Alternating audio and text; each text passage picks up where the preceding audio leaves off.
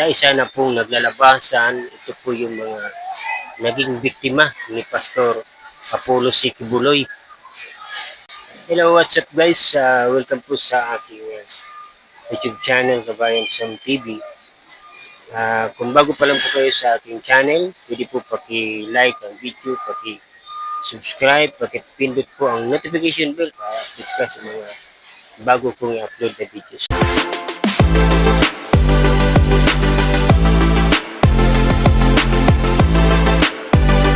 So ngayon guys, break time po namin sa trabaho at tinatapos ko lang kumain. At ngayon po ay gusto ko lang ibalita po sa inyo na isa-isa na pong naglalabasan. Ito po yung mga naging biktima ni Pastor Apollo C. Quiboloy.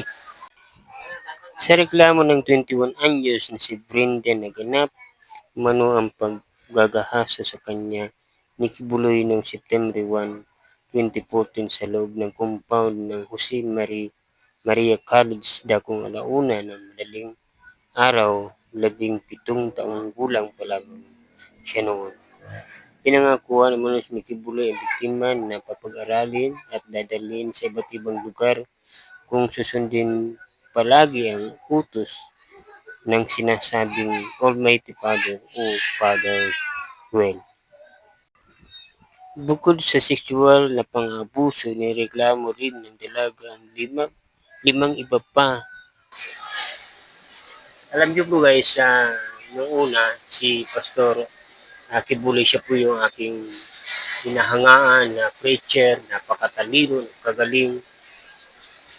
Noong year 2000, palagi ko po siya pinapanood hanggang 2001. At nung dumating ang time na i-declare na nga po niya na siya po ay isang appointed son, doon po ako parang nanlamig na po sa pakikinig sa kanya. Ngayon, yung mga kaso po niya na kanyang kinakaharap ngayon, napakarami. Yung mga sexual abuse, yung mga victim na rape victim, ito po yung isa-isa na po naglalabasan.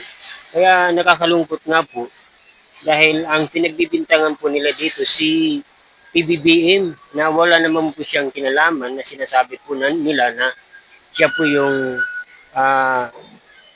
gumagawa ng paraan para ilaglag si Pastor Apollo C. Quiboloy.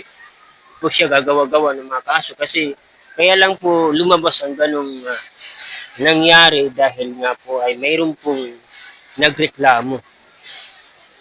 Naglakas ng loob para magreklamo at idiin si Pastor Apollo C. Quiboloy. So ngayon guys, dahil nga po isa-isa na po itong naglalabasan at sinasabi nga po ng balita, mas higit pa sa 50 ang darating na lalabas para magreklamo at magsampa ng kaso laban kay Pastor Apollo C. Quiboloy. So abangan po natin guys. Yun lang po ang aking nasagap na balita. At sana po ay wag mo muna natin husgahan si Pastor Apollo C. Quiboloy. So yun guys, maraming salamat po sa inyong panonood. Abangan nyo po ang mga balita sa susunod.